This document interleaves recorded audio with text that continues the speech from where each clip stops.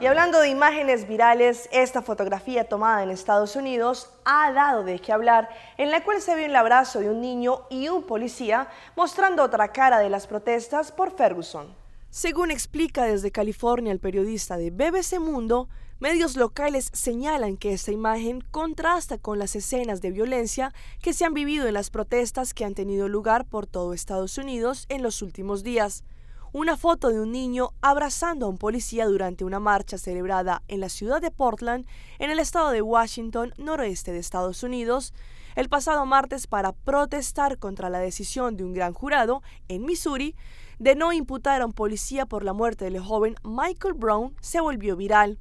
La imagen tomada por un fotógrafo ha sido compartida por miles de internautas en las redes sociales. En la foto se ve al sargento de la policía Brett Barnum abrazando a Devon Hart, quien no puede contener las lágrimas.